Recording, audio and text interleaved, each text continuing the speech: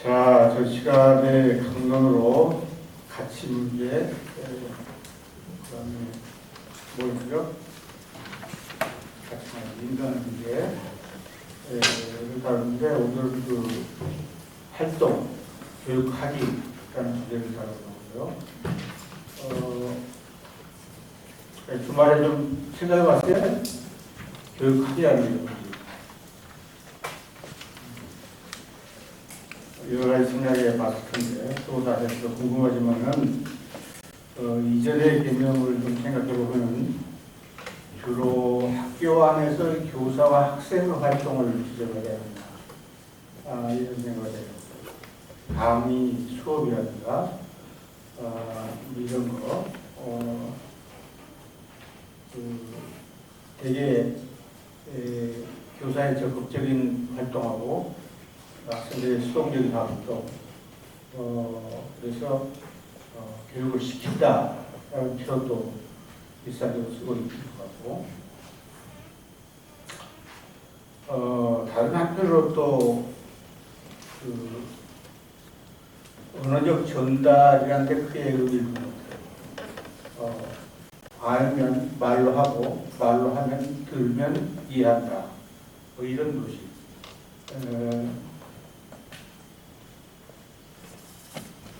이런 도식이 강의도 안 통한다는 말 내가 사전에 양해를 드렸죠. 근데 많이 쓰이고 있죠.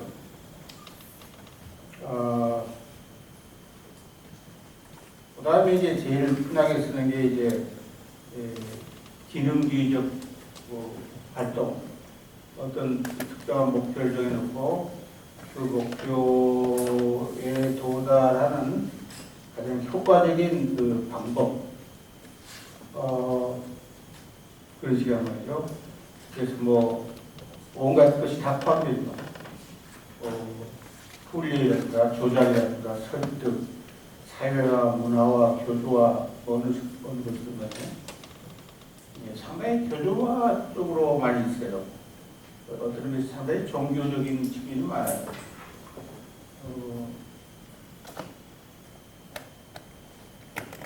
심리학에서의 러닝이 많이 들어가지 않는가 그런 생각해요.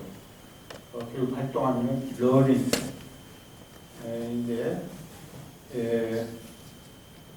전에도 얘기했지만 러닝이라고 하는 것은 어떤 실체를 규정한 것이 아니에요. 심리학에서 어떤 환경과 그 행동, 혹은 반응 간의 상관관계를 알아보면 일련의 경험적 연구의 집체죠. 그렇게 봐야지. 그러니까 그걸 구체적으로 지적을 안 하면은 아무 의미도 없어요. 심리학 학습이라는 게 말이죠. 그 말을 다시 뒤지시키고 싶고, 그다음에 스키너의 오퍼런트 컨디셔닝이라고 이제 작동적 조건화라는 걸 연구할 거예요. 그러면은 어떻게 환경을 조작하면은 배우적 조건을 어떻게 행동이 변하는가, 이런 거 이제 해서 대체로 외형 행동, 결과 강조, 누적주의, 수동주의 이런 것들이 이제 특징이 있죠. 그런가 하면 다른 그 사람들의 이론도 좀 반대란 말이죠. 예를 들면 피아제가 행동주의 학습 이론에 대해서 코멘트를 하고 있는데 내가 그게 기가 막히게 있어요. 아까 오퍼런트 컨디셔닝을 두고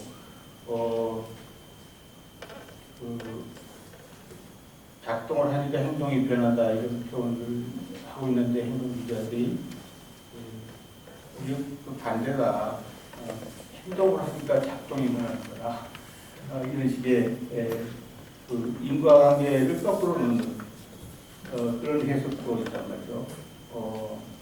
물론 피아제가 학습에 관심 있는 사람은 아니에요. 발달에 관심 있는 사람인데 그거 딱 하니까 영미 계열의 경험주의적인 그 학습 이론이 그렇단 말이죠. 누이의 행함에 의한 학습이라는 것도 있는데 learning by doing이라는 거. 이것도 아까 그 원인 결과에 대한 추정이 거꾸로 된 학습 이론을 바로잡는 데 큰 의미가 있는 주장이라고 나는 생각해요. 그러나 아무튼 간에 이런 온갖 것들을 총칭해서 교육활동이라고는 할 수 없다. 그거예요. 그렇다면 이런 무분별한 활동과 구분되는 교육활동은 무엇인가? 이 질문이 이제 제2교육학의 가장 큰 과제 중에 하나라고 봐요. 여러분들 해답 나옵니까? 해보니까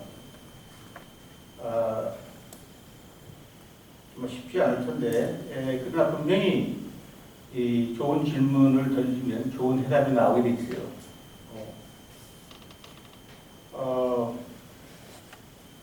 우선 교육 활동이 무엇인가라고 할 때 추궁해야 할 것이 활동이라는 게 도대체 뭐냐는 것부터 살펴보자. 활동이라는 게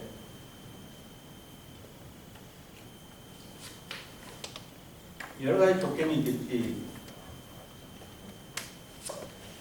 그러나 거기에는 자발성의 전제가 돼야 되고, 강제된 활동은 좀 어색하죠.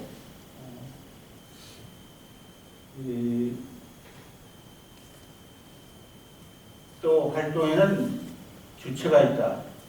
나의 활동이 있고 그 활동이 있다. 이런 것 갖고 따르는 거죠.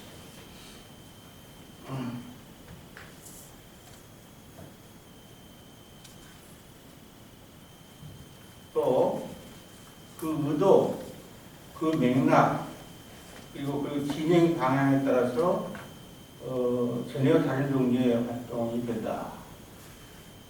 이런 생각합니다.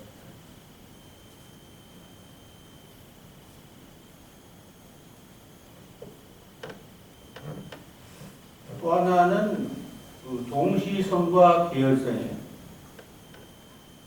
여러 가지 활동이 동시에 일어날 수도 있고, 또 그것이 시간 계열에서 A가 일어나고 다음에 B가 일어난다. B가 일어나고 A가 일어나는 경우는 전혀 다른 의미가 되는 거죠. 그렇지.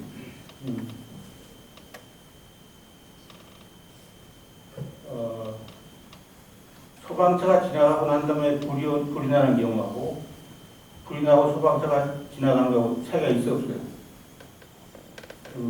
전후 계열의 문제란 말이야.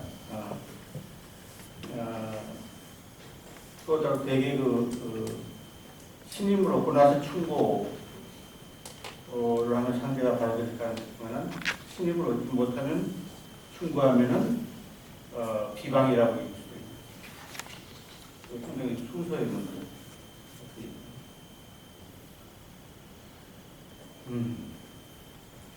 그래서 그로 인해서 다른 종류의 세계에서 활동이 일어나고, 그 다음에 그 세계의 전환이 일어난다. 어느 것이 본이고 어느 것이 본이가 아니냐, 어느 것이 유관한 것이고 어느 것이 무관한 것이냐, 본질과 비본질이 뭐냐, 안쪽과 바깥쪽에서는 뭐냐, 목적과 수단이 어떻게 되느냐,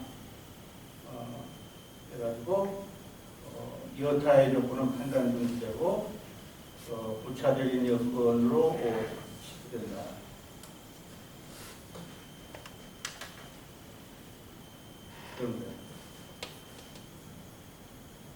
가령 음악의 연주 경우 일반인 청중들은 연주가 시작되면 슬슬 말을 주죠. 그때는 말보다는 의미도 중요하기 때문에. 그런데 공연이 끝나면 비평가들이 차례가 되죠. 그래 안 그래? 그들은 연주자들이 할 수 없는 말을 하기 시작하며 우리에게 비평이라는 다른 세계로 안내합니다. 세계 전환에 관한 겁니다.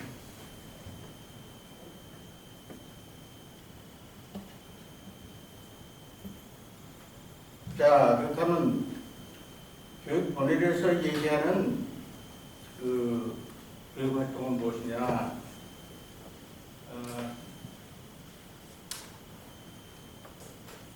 우선 교육 활동 아닌 것을 배제하는 방법을 써야 되겠지? 그 방법은 내가 얘기했죠. 여기 현상할 때. 예. 배제할 것은 뭐예요? 정치 활동을 배제하겠지? 그러니까 투표하는 거, 교육 활동은 아니죠. 투자하는 거, 무슨 활동이에요? 경제 활동. 경제학자들이 참 똑똑한 거야. 그 규정한 거야.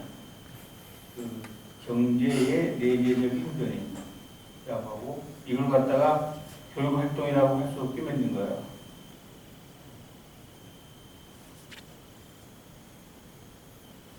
교통 질서를 따르는 사회 활동. 이것도 교육 활동이 아닌 것이 틀림없어요. 공연하는 문화 활동, 예배를 드리는 종교 활동, 이런 것이 아니라는 건 틀림없다. 그러니까 그 정체가 전혀 없는 거 아니에요. 아닌 것이야. 이런 것이 아닌 거. 분명한 것은. 그 다음에 또 아닌 것이 있지. 그건 뭐예요? 기능주의 교육관들이 얘기하는 거예요. 온갖 효능을 발휘하게 하는 그 활동들. 성숙, 발달, 학습, 훈련, 교권화, 뇌물공여, 보장이라는 게 뇌물공여라는 거예요. 뭐 어렵게 얘기할 필요가 없어. 모방, 동일시, 정신치료, 의사소통, 세뇌, 선전, 조작, 설득, 광고, 사회와 문화와 교조와 전향, 그런 것들과는 구분이 돼요. 교육 활동이라는. 이게 상당히 축소가 되죠. 교육 활동이라는.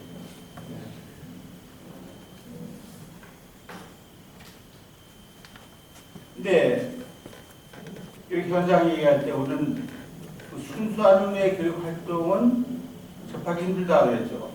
그렇지. 그러니까 교육 활동의 양상은 이론적인 개념이야. 되게 양태가 나타난다. 다른 활동과 섞여가지고 나온다.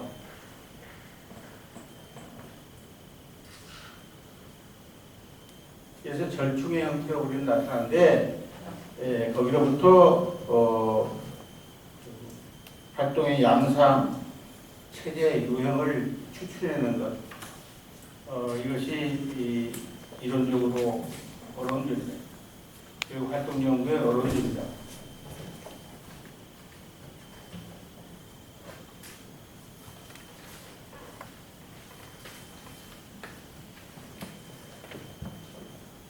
교육 안에서의 활동은 그 교육의 맥락 안에서 진행되는 거거든. 근데 교육의 맥락이라는 게 뭘까? 생각해봤어요? 교육의 맥락. 무슨 의미가 떠올라요?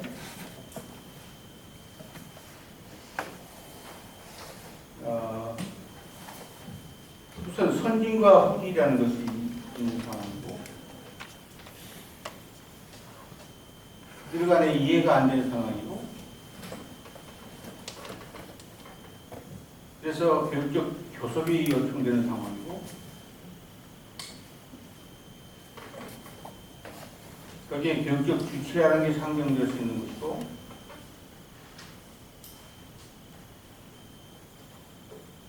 교육 본위의 선택이 이루어지고, 선진과 후진은 우열보다는 수단이 되는 거고, 교육의 수단이 되는 거고, 그리고 교육 소재의 품위와는 상관이 없고 어느 품에서나 일어나는 것이고, 교육적 교섭의 내재력이 중앙에 위치하는 것이고,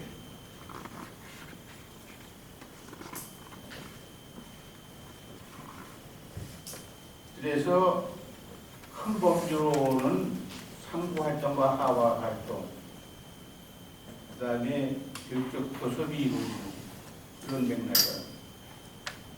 상당히 독특해요. 상당히 독특하다고.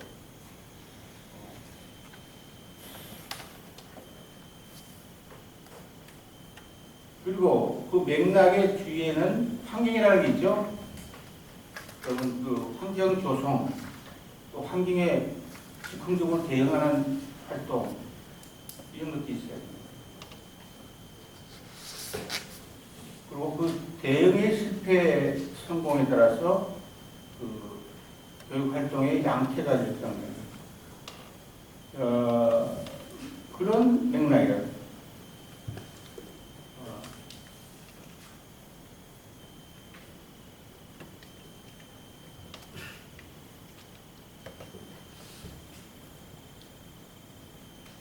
그래서 너무도 독특하다, 활동은. 그런 얘기를 할 수 있어요. 앞으로 어떻게 이제 규정해 나가느냐 하는 문제가 있죠. 구체적으로 그 요소와 전체에 대한 해석이 이루어져야 되는데, 우선 상부활동이라는 것은 단적으로 말해서 상부의 내재를 따르는 활동이에요.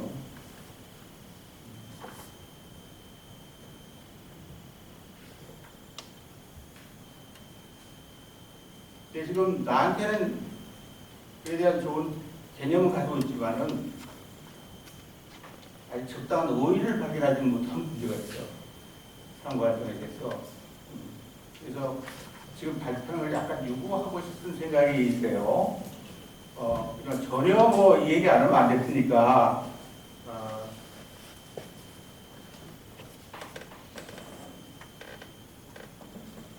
상부활동은 현품의 가장자리 끝에서 진행된다. 그래서 예측 불가능한 사태와의 접촉이 있다. 그래서 현품의 한계, 문제, 변칙, 부조리, 딜레마, 모순, 패러독스, 불균형이 발견되고, 그런데 자기한테는 그렇지만 그 문제를 해결한 어떤 선진이 있고 흔적이 있다 말이죠.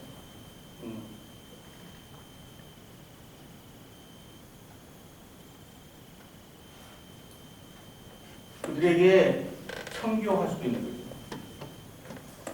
지도를 청할 수가 있어요.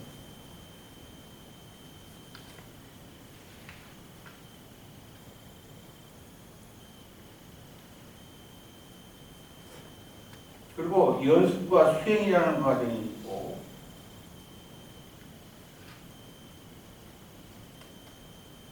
시행착오가 있고,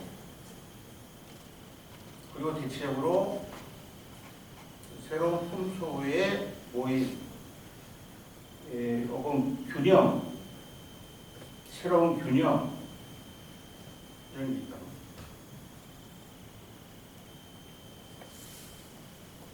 그걸 이제 확인하는 거죠. 그리고 분명한 이유를 알고 과거의 범위를 청산하는 거, 과거 돈이 버리기.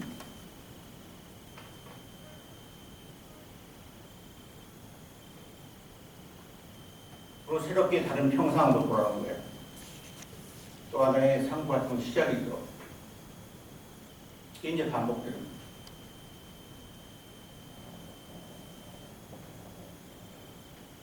하와 활동은 또 단적으로 말해서 하와의 내재를 따르는 활동을 통째로 볼 수 있는데, 아까 예를 들어 내가 이미 상당 부분 아이디어는 있지만 아직 의의를 발견이 어렵다 그런 건데, 하와 활동 제자의 품위를 식별하는 거, 그 다음에 이체이품에서 동체이품으로 되는 거. 그러니까 나의 과품과의 만남이라고 할 때, 우리는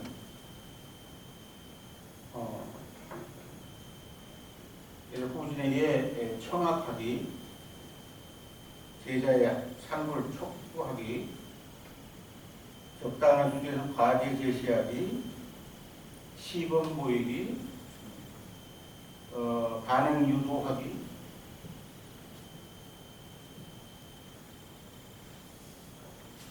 타증하기, 혹은 그런 활동의 일련의 반복 같은 것이 예를 들 수가 있을 거예요.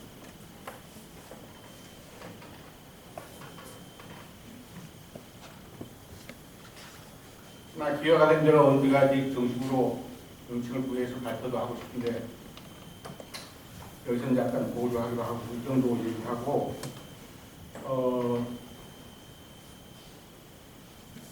더욱 특징적인 것은 교육적 교섭의 활동이에요. 교육적 교섭 활동.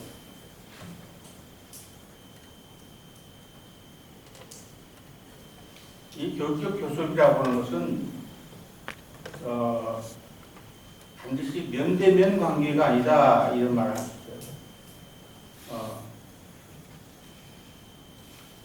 상부 내지를 따른 사람과 하와 내지를 따른 사람의 만남인데 직접적인 만남일 필요는 없다 반드시.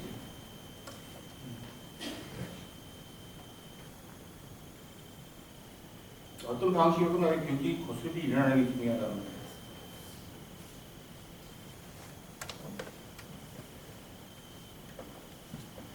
그래서 여기에는 상부와 하와의 두 가지 성향 활동이 서로를 요청하는 어떤 양표가 나타납니다.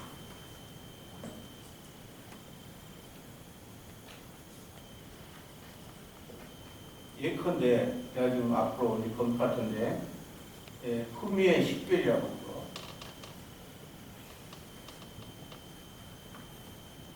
아까 얘기한 청학과 청기로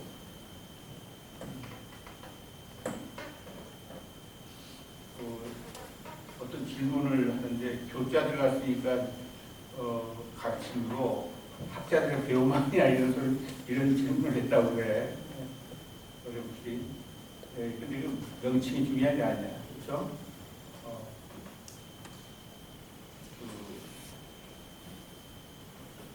스승 되기를 요청함, 제자 되기를 요청함, 그 말을 약자로 쓴 것을 누가 해? 내 이론에서는 알겠어요? 또 다음에 또 얘기하겠지만. 그 다음에 소재 설정.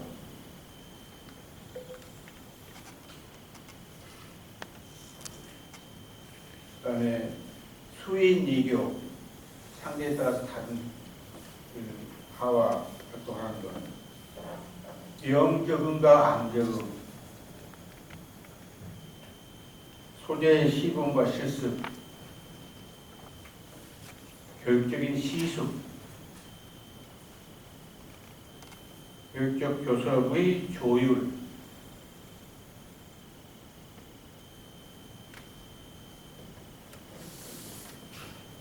교육 여건의 조성과 대응 활동,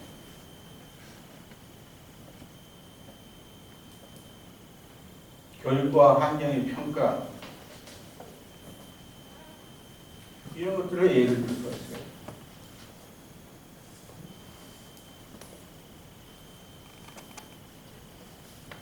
그래서 또 각각 것을 별도로 좀 자세하게 얘기해 보려고.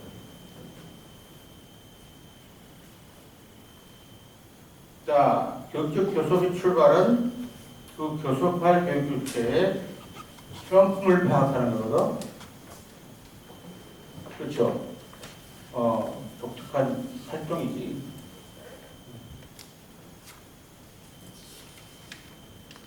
그러니까 가능한 자기의 형품을 드러내는 것이 중요하죠. 그간 활동이. 드러내는 내 품위가 이 정도다.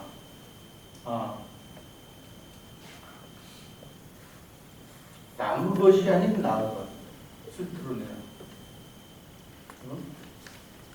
상대가 식별하게 하는 것이다.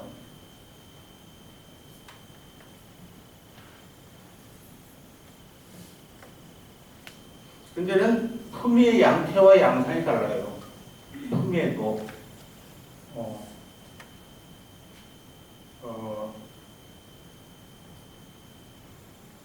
가령 은폐의 사회적 조건이 들어가면은 드러내서는 안 되죠. 그렇지.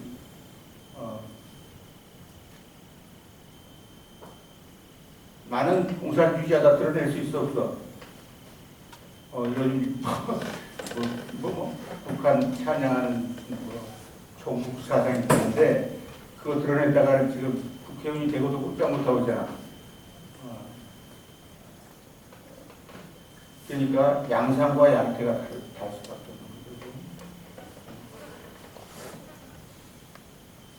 예를 들면 또 증득과 지득의 부분.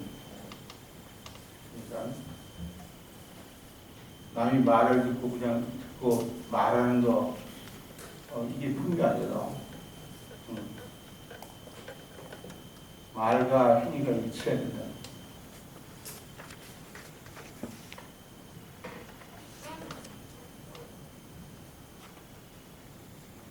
후지는 과품과의 만남이라고 했어요. 선지는 미품과의 만남.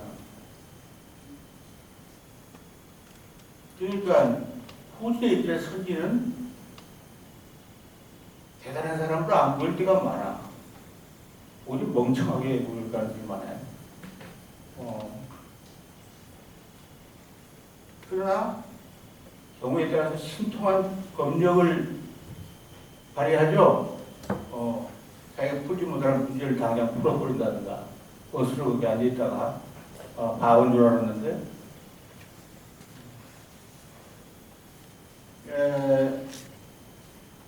이런 게 있어. 자신의 토미를 바라보는 건 참 힘들어요.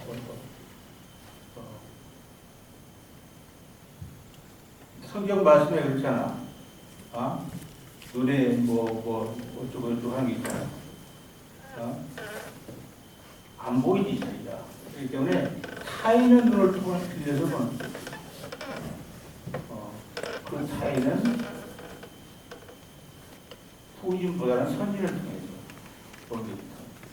왜? 선진은 경험이 있기 때문에.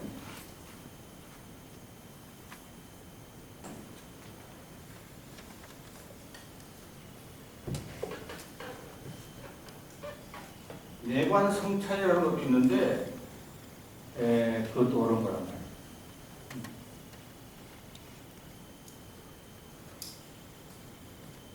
근데 품위의 차이가 극적으로 드러나는 데가 뭐냐면은 환경에 대한 규정의 차이예요.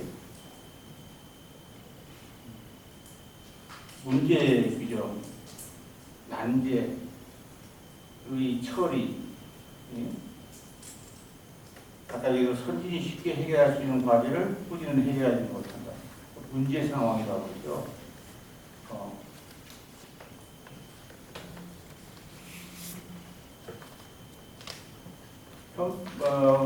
후진이 대단한 사태라고 평가하는데 선진은 그렇지 않다. 이렇게 평가할 수 있습니다. 또 환경이 다른 거예요.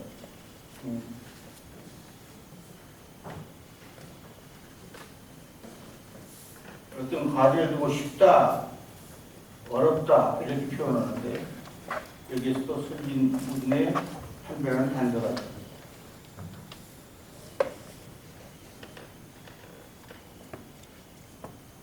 또 오해와 이해의 과정을 거쳐서 이해할 수 있어요. 선진의 형품, 후진의 형품은 내가 보기에 오류의 유형이라고 봐요.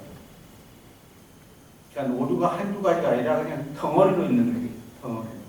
그게 진짜 그 후진의 형품이에요. 한두 가지가 아니라 그냥 그 일관성 있게. 그 다음에 전에도 얘기한 것 같은데 어떤 질문에 대한 답보다는 그 질문의 형품이 많이 반영돼 있습니다. 왜 그러냐면 답은 모방할 수 있는데 질문은 모방하기 힘들거든. 강의 끝날 때 하고 싶은 질문 적어내라는 게 이제 김상희 메시지를 받았어요? 나도 그거 봤는데 수요일까지 하는데 사실 수요일까지 필요하거든. 그걸 보면은 어느 정도 수준이 되는 건 되게 짐작이거든요. 근데 그 질문할 때 힘들죠? 왜 그래? 모방할 수가 없기 때문에 그런 거예요. 책에서 보고 베꼈으면 좋겠는데 그 베낄 일이 아니더라. 선필물 파악에서는 그 소유자의 편견, 공포, 질문, 관심, 혼동, 탐구, 그 흥미의 전환 이런 것들로 나타날 수가 있습니다.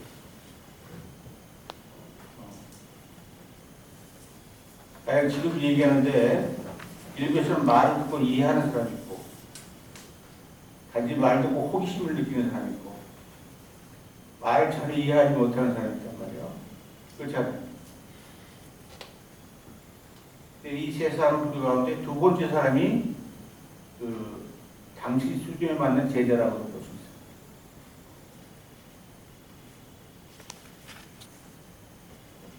그리고 나중에 교육이 인식론과 관계되는 것인데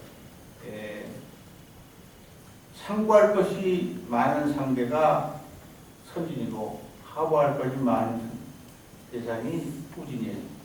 이건 교육적 과정을 통해서 나중에 검증된단 말이죠. 그걸 내가 전 시간에 언젠가 1차 과정과 2차 확인자만 했죠. 교육을 통한. 이건 매우 중요한 교육의 특징이기 때문에 다른 분야와는 다른 어떤 교육적 처방이라는 게 가능하다는 걸 얘기할 수 있어요. 그것이 이를테면은 그 교육적 인식론 같은 것이죠.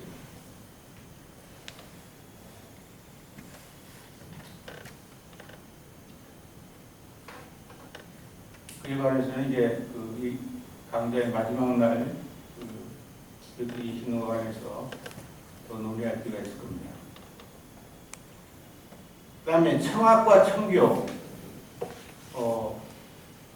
이것도 고유한 교육 활동이다 라고 얘기할 수 있습니다. 그러니까 전 시간에도 잠깐 비쳤지만은 우리 주변에 선진이 너무 많죠. 그래야 그래. 자기가 중간 정도 사는 사람이라면 전 인류의 반은 선진이고 반은 혼인이라고 봐야 되겠지. 너무 많은 거야. 근데 그 상대를 스승과 제자로 꼬시는 일은 쉽지 않아요.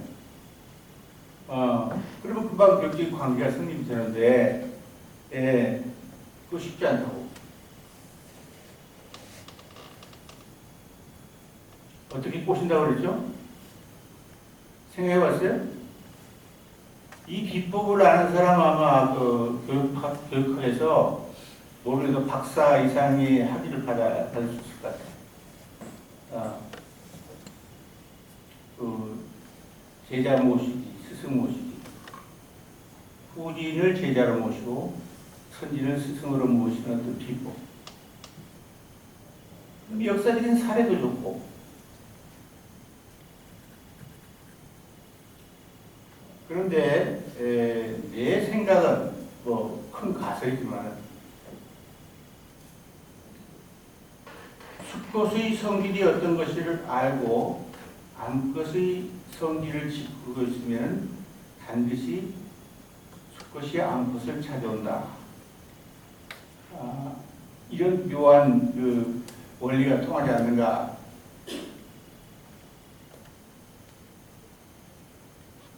그러니까 하와의 내재를 따르면서 많은 후진을 대하면 거기서 제자가 나타나고 상부의 내재를 따르면서 많은 선지를 대하면 그 가운데 스승이 나타날 거다. 대충 맞는 것 같아요?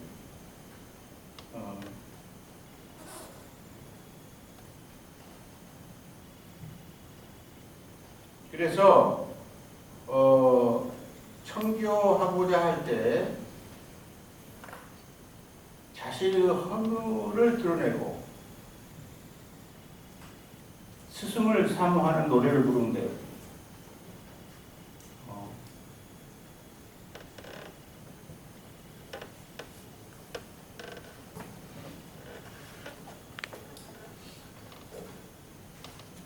청학하고자 할 때는 자꾸 기적을 보이고 후진한테는 기적이에요. 선진한 활동이. 너도 공유할 수 있다. 이 기적이 아니다. 라는 것을 보여주는 거예요.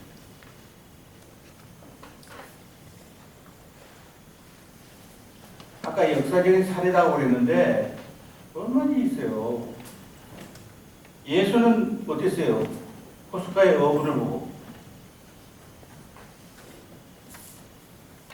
그대는 무엇을 하고 있는가? 무엇 때문에 그대는 어부로 일생을 소비하고 있는가? 나와 함께 가자. 나는 그대에게 인간 잡는 법을 가르치리라. 어찌하여 어부 따위로 그대의 인생을 활성하고 있는가? 딱 이렇게 말했단 말이에요. 청학을 한 거예요.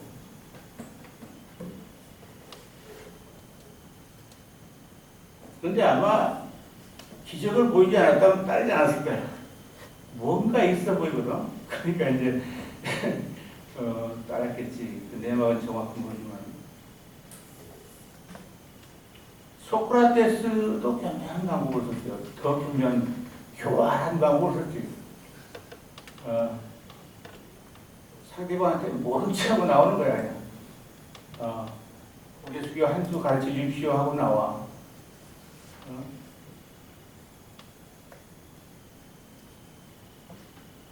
그러면 스승으로 나타나는데 나중에 어떻게 돼요? 나중에 그가 청교를 하게 되지. 그래 안 그래? 청교를 하게 됩니다.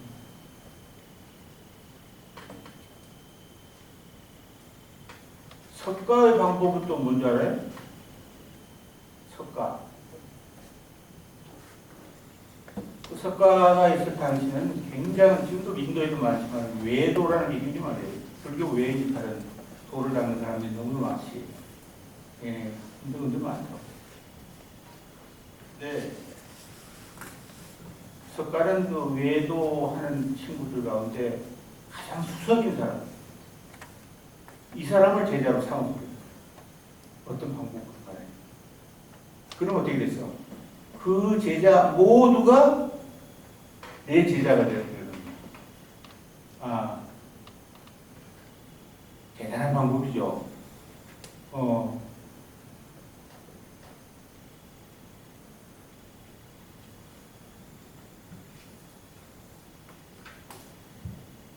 그 다음에 자신의 겹지자한테 청교를 지시하는 경우도 많아요. 야, 오늘 내가 피곤하다. 좀 쉬어야겠다. 사리푸트라, 네가 가서 좀 가르쳐봐라. 또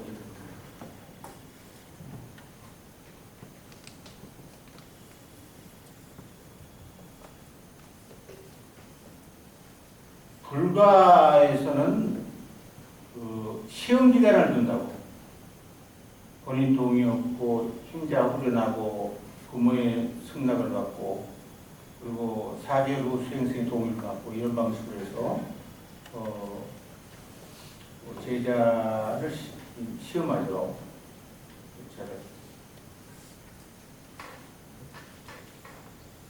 또 다른 사례가 많아요. 역사적으로. 스승을 인계하는 수도 있죠. 더 이상 가르칠 수 없다. 하산하라. 누구한테 가서 너를 더 청해라. 이런 그 사례 있어 없어? 제자 양도하기도 있어요. 제자 양도. 이놈 술만하다. 네가 지도해라.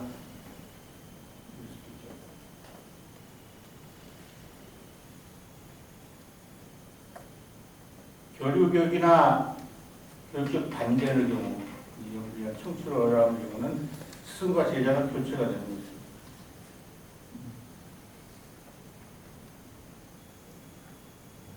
그래서 청학청구 활동이라는 게 독특한 게 있다. 인 거예요.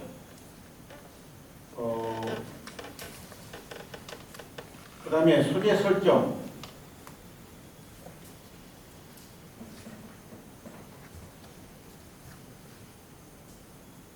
이건 다음 시간에 더 자세히 얘기할 수 있겠지만은, 가령 기능주의 교육과는 말이죠.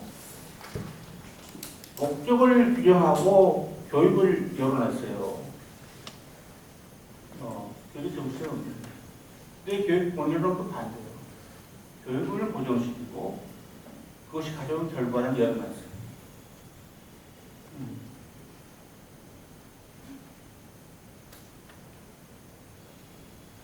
그런데 교육 소재가 되는 수독의 종류는 엄청나다고 뭐 이유를 헤아릴 수가 없어요. 내가 예를 들어서 진선미라는 걸 예를 들었지만 그 외에 뭐 얼마든지 있을 수 있어요. 다음 시간에 가지만. 그런데 그때 소재의 범위를 축소하는 일이 매우 중요해요. 왜냐하면 교육에서의 소재 설정은 선택된 중심적 주제나 대상의 관심을 이탈하는 것을 방지하는 수단이거든.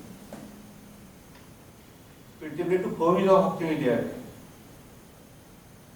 또 범위가 확정되지 않으면 선진과 후진의 구분이 잘 안 돼요.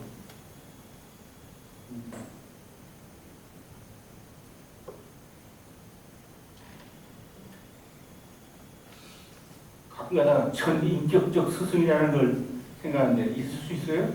전인격적 스승. 그러나 종교에서나 그런 얘기가 나올지 모르겠는데 가령 소재 설정에서 뭐 학문이다.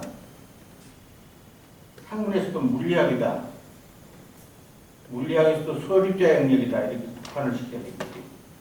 그래야 선진과 후진이 분명해지고 아까 포커싱이 된다는 거예요. 교육적 관계에서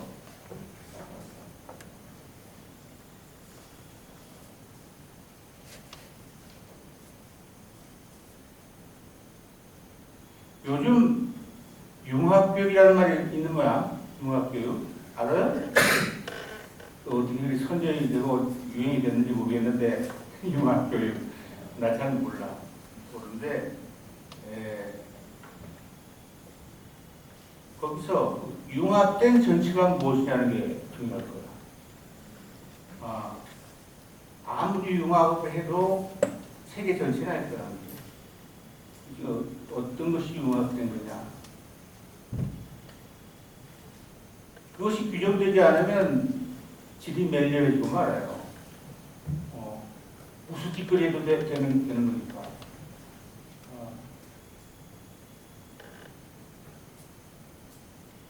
근데 대개의 경우 일상적 사태를 학제적으로 이제 접근하는 것이 융합교육이라고 할 수도 있어요. 옛날 브루너가 그런 방식으로 했어요. 에스키모 생활 가지고 무슨 뭐 물리적인 측면, 무슨 생물적인 측면, 무슨 사냥하는 경제적인 측면 뭐 이런 방식으로 해서 그 다면성을 이제 드러내는 소수 융합교육이라는 게 있어요. 여기서 조심해야 돼요. 그때는 각 분과 학문을 인정해야만 된다는 거죠.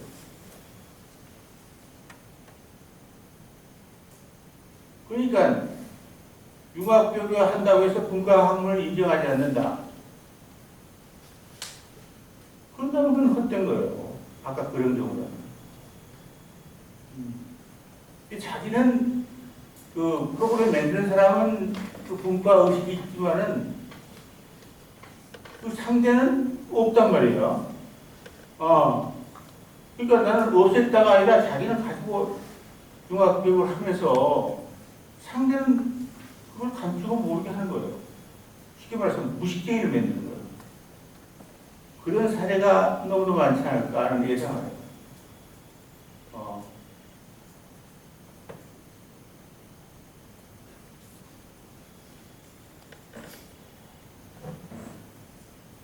소재 설정에서 중요한 것은 소재 수준 설정이라는 게 중요해요.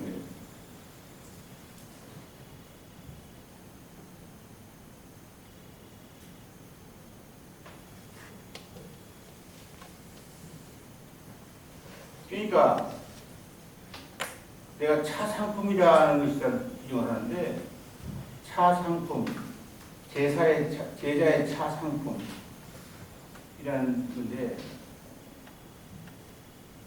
그 사람들의 흥미, 능력, 한계, 좌절을 이제 상부에서 발견하고 설정하는 거거든. 그리고 난이도 조절하고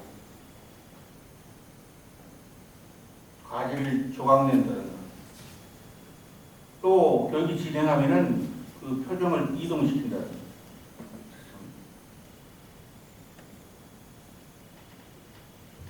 이런 활동들이 필요해요.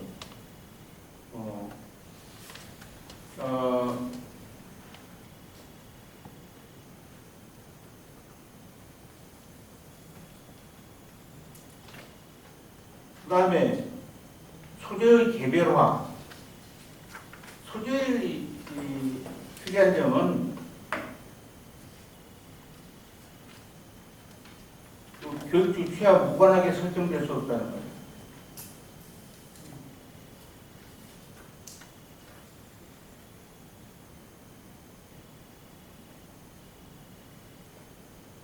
제자의 형품이 무엇인가, 그에 따라서 소리가 달라지거든. 이와 관련해서 내가 경험주의 신론의 문제점을 적시해 볼게요.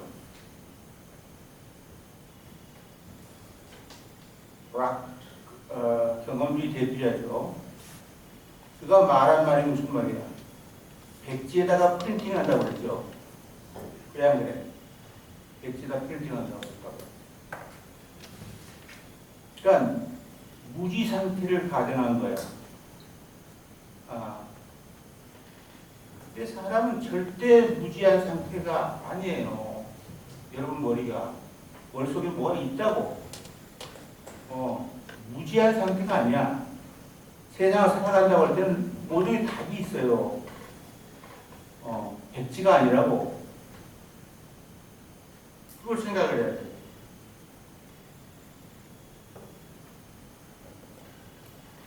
내가 그전에 나한테 제일 훌륭한 제자는 무엇인가라고 할 때 똥이 들어있는 항아리를 생각했어요. 이상한 비유지만.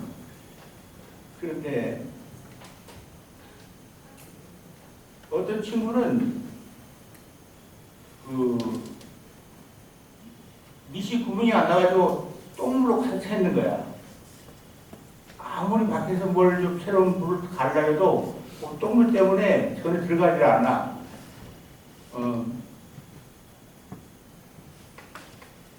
근데 그 반대도 있어요. 밑 빠지는 항아리가 있어요. 그냥 쑥 들어가면 쑥쑥 다 들어가요. 쫙쫙 빠져나가는 거야. 근데 어떤 곳은 약간 구멍 뚫려가지고 교체 기간이 있어요. 이렇게 교체 기간이. 예. 조금씩 변하는 거.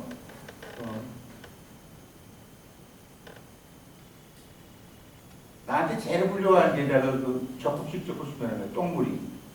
조금씩 변하는 거야. 똥물에서 안 된다. 그냥 뭐가 있단 말이야. 항상 또 있어야 되고, 그래야 변하는 거지. 또 하나는 절대적 환경이라는 게 없는 거예요. 상대적이라는 걸 아까 했죠. 그런데 경험주의는 그 절대적 환경이 있는 걸 처음 봤어요. 보편적 의미의 환경이 있다고 가정을 했어요. 그거 잘못이에요.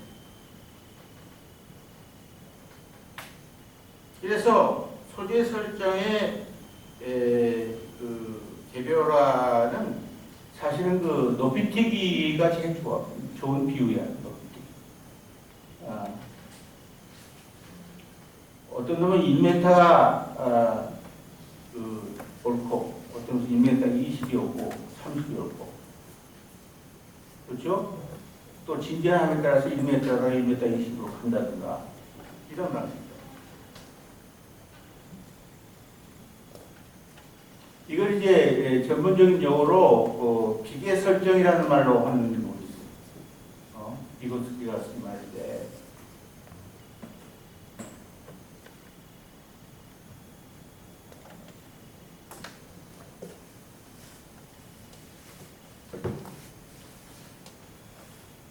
그 다음에 명정과 암적응.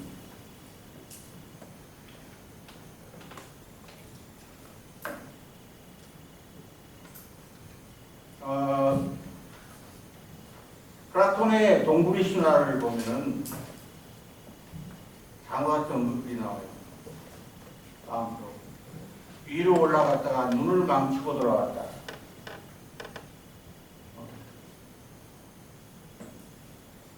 그림자 말고 뭔가 다른 것을 본 일이 있기 때문에 그림자만을 진실한 것으로 본다. 그러니까 너무 밝아도 안 보이고 너무 캄캄해도 안 보이고. 근데 상부자한테는 너무 밝아서 안 보여요.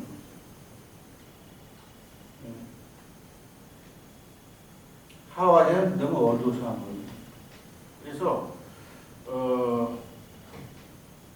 각자의 현품을 기준으로 해서 미래로 진입하는 문제하고 과거로 돌아가는 문제가 있어요.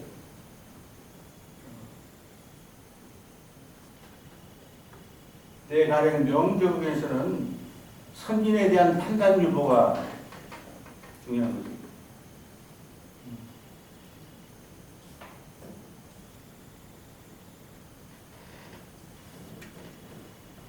어떤 사람 기가 막힌 표현을 했어요. 정말 옛날 부러운 표현인데 불신의 의지적인 연장이라는 말. 쇠인이라고 하는 사람이 쓰는 건데 너무 부러운 거야. 덕질하고 싶은 용어예요.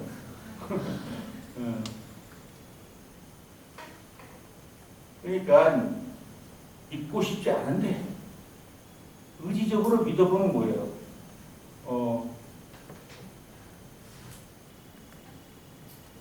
그다음에 암적응으로서는 허물수기라고 하는 방편이 있어요.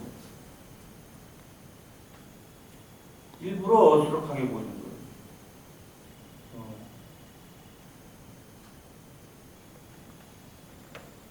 그 제자들을 이해할 수 있는 정도의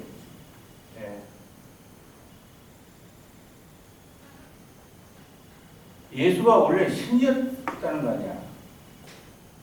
근데 사람의 형태로 나타났어요. 그것도 어떻게 방편이라고 볼 수 있어요. 믿거나 말거나. 그렇단 말이에요.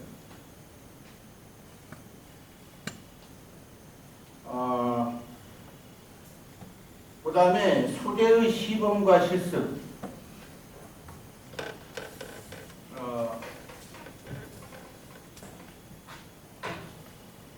소재의 시범과 실습인데, 그 경우는 교육의 실습도 포함돼요. 그건 이제 앞으로 얘기할 메타 교육할 때 얘기할 거야. 그러나 교육이 소재가 아닌 경우라면은 이제 국어, 산수, 자연고, 음악, 미술,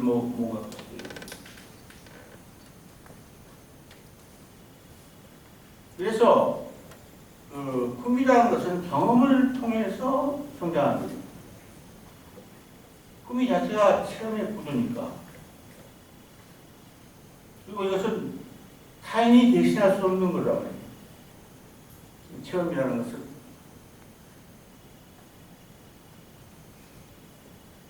근데 체험이라는 것은 거짓이 있을 수 없어요.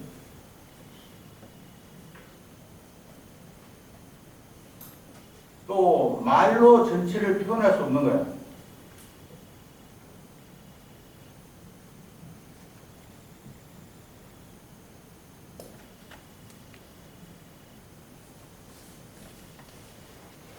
맛을 보고 그걸 말로 표현해보라.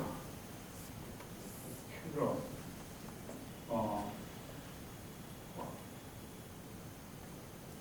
여러 가지 표현들이 있긴 있더라만 이 소통이 안 되는 것 같아. 시원하다. 이렇게 표현하는데 뭐 시원하다는 건지 말이야. 국물이 참 시원하다. 시원한 거야. 그것보다 제일 쉬운 게 뭐야? 먹어봐. 그럼 되잖아. 한마디로. 체험시키는 거야.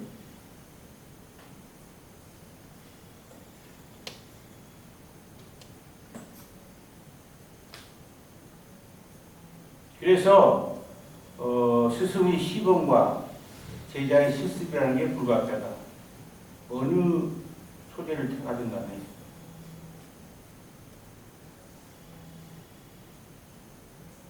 그리고 그 시범과 실습은 어떤 현장보다는 그 현장의 필요한 특징만을 응축한 상황이 더 좋을 거다. 이런 생각을 해요.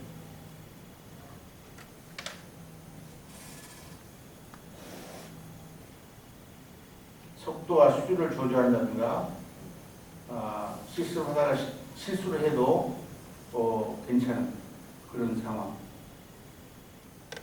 이 구성이 필요하지 않을까 하는 생각인데,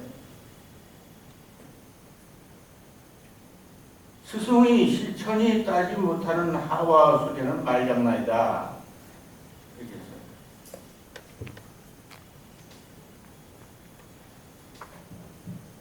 골프 가지고 스승이 되고자 할 때는 골프를 칠 줄 알아야 돼요.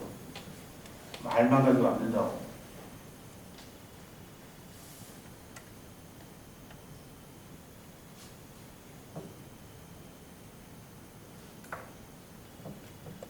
도덕을 가르친다. 제가 시범을 볼 수 있어요. 행실로 볼 수 있어요. 말만 가지고 안 돼요.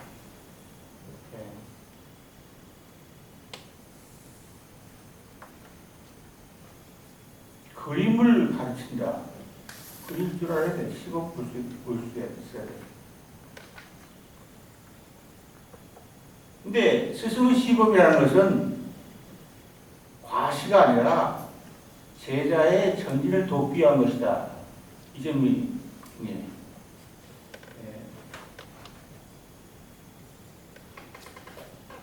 제자의 품위의 역경, 제자의 큰 품의 한계를 제시하면서 그 수준에 맞게 문제, 장애, 도전, 자료를 제시하고 그것을 극복하는 시범을 보여줍니다.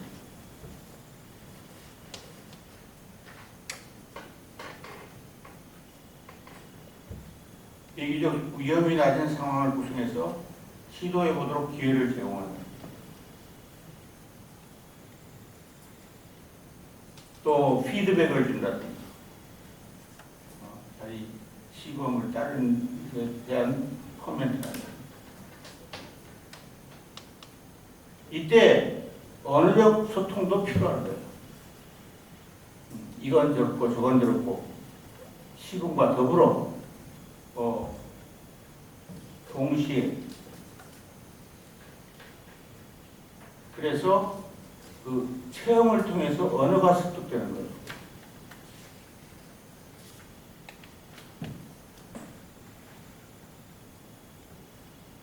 언어만이 아니라 체험을 동행하는 언어. 그러면서 언어가 습득되는 거예요. 체험을 대신할 수 있다는 거예요.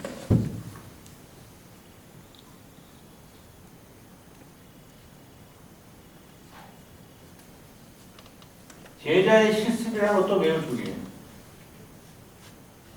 말로 듣거나 눈으로 보는 정도가 아니라 자기 해보는 거예요.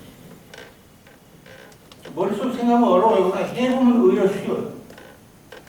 해보는 거예요. 그러니까 자꾸 언어로 대치하려고 하지 말고 그 언어가 요구하는 체험을 하는 거예요.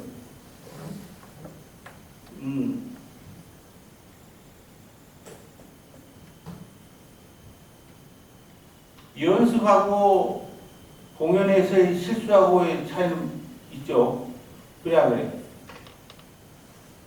공연하는데 실수하면 되나 안 되나?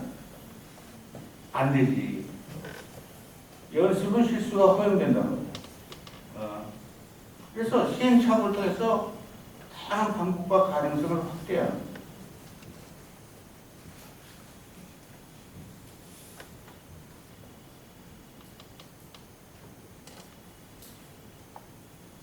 스승이 시범을 보일 때 어떤 것이 될 것인가를 예견하기도 하고 그 차이를 인식하기도 하고 그 차이를 줄이는 활동이 무엇일까 생각하고 자신이 실제로 해보고 이런 겁니다.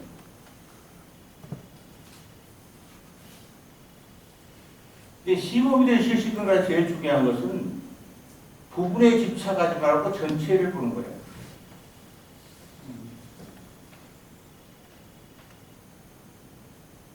전체 구성을.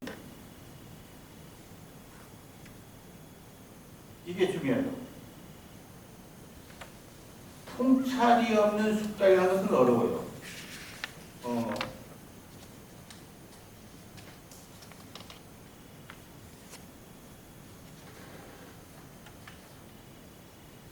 그리고 항상 그 중간에는 품이 교란했다는 엉킴이라는 게 있고 갈등이 있을 수가 있어.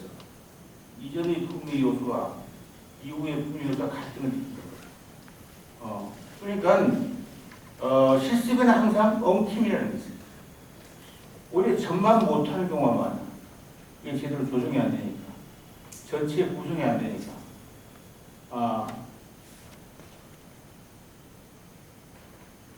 그 골프 자세를 바꾸려고 했다고 망해버린 선수들이 많아요.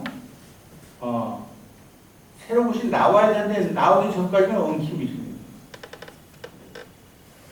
그것이 좌절해서는 안 돼. 애초에 문제가 해결될 때까지 실습을 계속해야 돼. 그걸 완성이라고 그래요.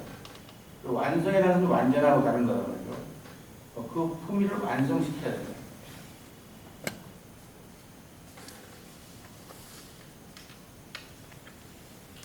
이와 관련해서 흔히 많이 말하는 게 도노냐 점수냐 하는 문제가 나오는데 사실 큰 문제가 아니에요. 도노 다음에 점수가 오고 점수 다음에 도노가 오고 도노 다음에 점수가 오는 거지.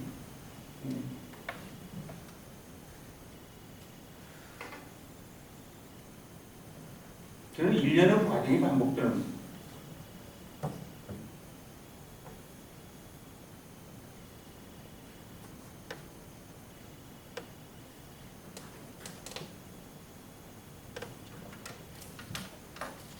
자, 또 하나 교육적 시술이라는 활동.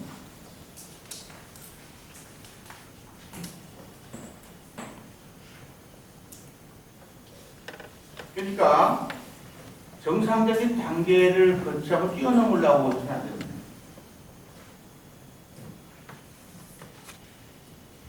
또 개별적인 완성이 시간을 주는 것. 또 품소의 분화와 통합 사이의 균형을 유지하도록 하는 것.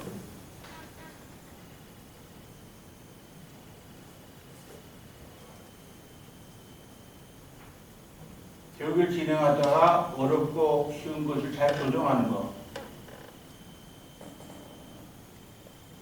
이런 것이 교육적 시수인데, 예를 들면 역사적으로 맹자가 조성이라는 말을 얘기했는데 어리석은 것을 봤어요. 그러니까 그 사례를 보면은 어떤 놈이 자기 마음대로 그런 거예요. 밭에 우리 벼가 2cm 컸다. 그래서 어떻게 그런 방법이 있었냐 했더니 뿌리를 약간씩 뽑아 올린 거야. 그걸 갖다 조성의 어리석음이라고 그러는데. 그 시술과는 반대예요.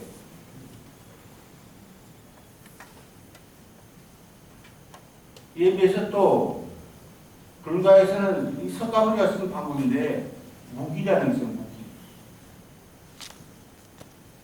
이는 너무 앞서가는 질문을 한단 말이죠. 죽고 나서 어떻게 되는 겁니까? 사후 문제가 있으니 카운트 들으려고 할 때 아이고 해가 안 됐는데 자꾸 요구하는 거야. 그러면 아무 대답도 안 해. 대답 연기하는 거야. 아무 소리 안 해. 시기를 기다리는 거지. 그래서 일촉즉발의 성숙 단계에 이르렀을 때 그 문제를 다시 제기하고 해결을 위한다. 이런 것이죠. 나도 어린이를 기를 때 이런 때가 있어요. 질문을 나를 했어. 지금 답해줄 수가 없어요. 그치? 그래서 내가 저는 대학 갈 때 이 질문에 대해서 답을 해줘야겠다. 그런 생각을 했어요. 그래서 나 자신의 약속을 지켰어요. 금방 말해봐야 아무 소용없는 얘기죠. 무기, 석가모니 말하자면은. 그 다음에 교육적 교섭의 조율이라고 하는 것이 매우 중요한 활동이다.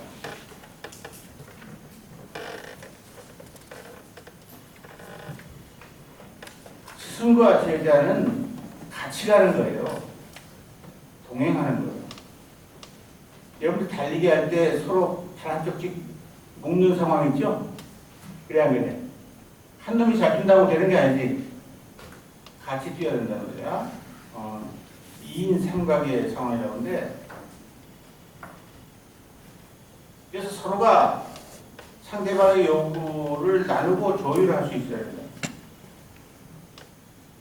시간계획이라든가 문제 예고라든가 상대방의 피드백을 요구하고 응하기라든가 지금 어떻게 잘 되고 있습니까? 상대의 에너지를 이용한다든가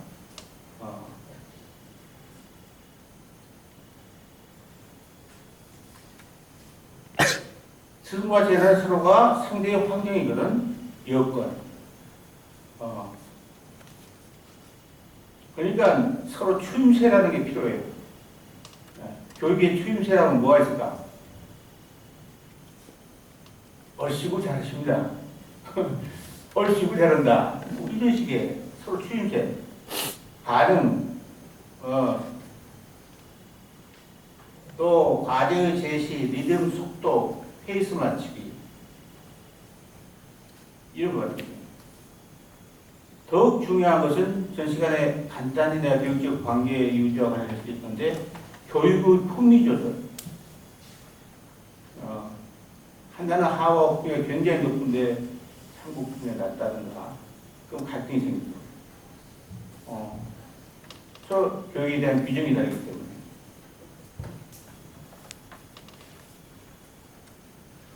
그것은 그런 상황에서는 문제 해결 방법이 이제 다음 시간에인가 얘기할 타교육이에요. 품위를 조절하는 거, 교육의 품위를 조절하는 거, 교육으로 해결하는 거.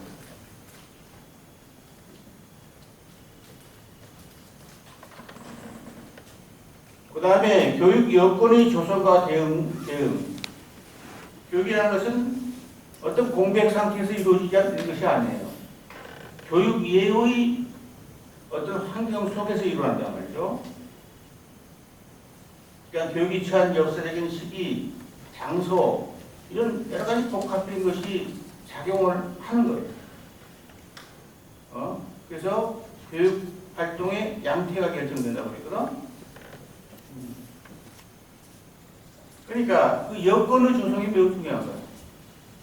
교육만 잘해서가 아니라 그 잘할 수 있는 여건 조성이 매우 중요해요. 무엇이 교육활동을 촉진하는 환경인가? 어떻게 개선할 수 있는가? 없는가? 그 특수한 것일수록 그 내부적인 의미는 확장되겠죠. 그만큼 그 구체적인 상황을 파악해서 임기응변적으로 대응할 수 있어야 돼요.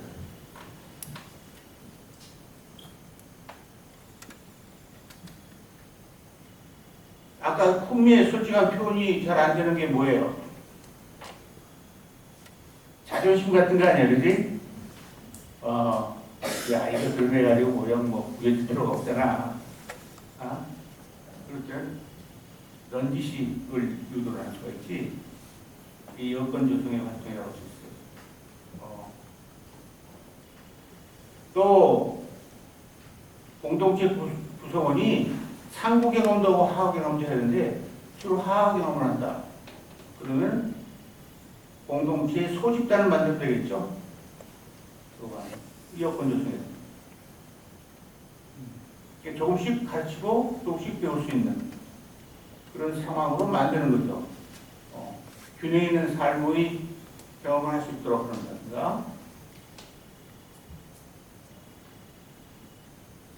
이거 아까 얘기했어요. 상부교육과 하업이면 서로가 여건이다. 어떻게 대응할 것인가. 이런 문제.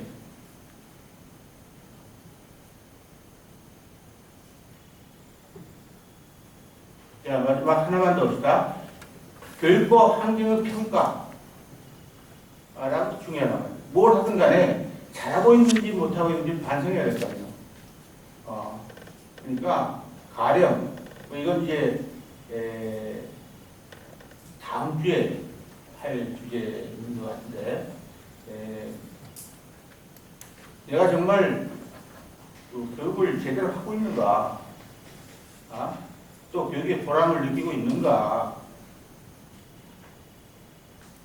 더 지속을 못하던 어떤 데 이유가 있는가, 좋은 여건은 무엇이고 나쁜 여건은 무엇인가, 또 내가 교육을 함으로써 어떤 다른 효과가 나오는가, 이거 주시해야 될 거 아니야. 그렇죠?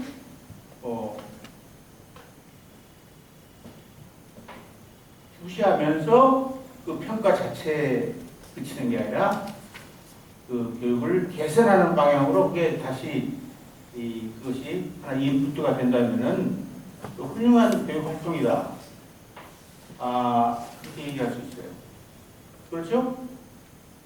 내가 지금 몇 가지 교육 활동에 예를 들었지. 독특해요, 안 해요? 정치, 경제, 사회, 문화, 종교 활동과 다른 면모가 있죠? 얼마든지 있을 수 있어요. 내가 예를 들었을 뿐이야. 있다. 우리가 그것을 놓치고 있기 때문에 그래. 이런 것은 지금 교육학에서 다뤄진 주제 아니에요.